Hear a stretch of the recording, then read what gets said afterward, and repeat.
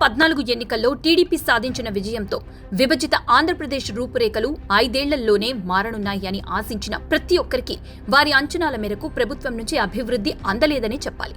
ముఖ్యమంత్రిగా బాబుకి ఉన్న ట్రాక్ రికార్డు దృష్ట్యా టీడీపీ ప్రభుత్వం మీద అంచనాలు ఆకాశంలో ఉంటే వాటి అమలుకు కావలసిన ప్రభుత్వ ఆదాయం మాత్రం పాతాళంలో ఉండటంతో టీడీపీ ప్రభుత్వం అనుకున్న స్థాయిలో తన ఆలోచనలను అమలు చేయలేకపోయింది.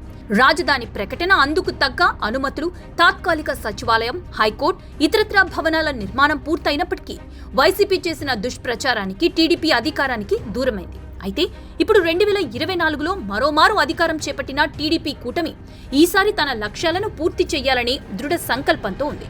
అందులో భాగంగానే ఏపీ శాశ్వత రాజధాని అమరావతి అనేలా బలమైన సంకేతాలిస్తున్నారు.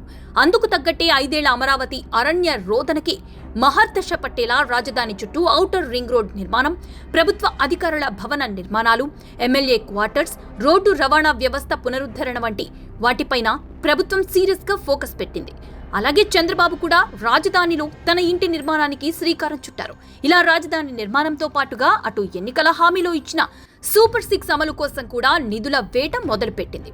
ఇందులో భాగంగా టీడీపీ ప్రతిష్టాత్మకంగా తీసుకున్న తల్లికి వందనం, 15,000, రైతు భరోసా కింద 20,000 ఈ మే నెల నుంచి అందించనుంది కూటమి ప్రభుత్వం.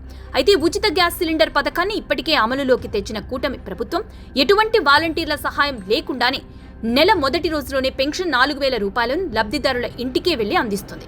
ఇక 2027 నాటికి పోలవరం పూర్తి చేయాలని ఆలోచన చేస్తుంది. తన 40 ఏళ్ల రాజకీయ జీవితంలో ఎన్నడూ చూడని ఆర్థిక విధ్వంసాన్ని చూస్తున్నా నా అనుభవం కూడా ఈ విధ్వంసాన్ని అంచనా వేయలేకపోయింది అంటూ బాబు పదే పదే వైసీపీ విధ్వంసాన్ని ప్రజల ముందుంచుతున్నారు. అయినా కూడా ఇచ్చిన మాట ప్రకారం జూన్ నెల నాటికి ఒక్కో మత్స్యకార కుటుంబానికి 20,000 రూపాయల చొప్పున ఆర్థిక సాయం, డిఎస్సి ప్రక్రియ పూర్తి చేస్తామన్నారు. దానికి తోడు ఏపీ అభివృద్ధికి ఉన్న ఏకైక మార్గం పెట్టుబడుల సమీకరణ.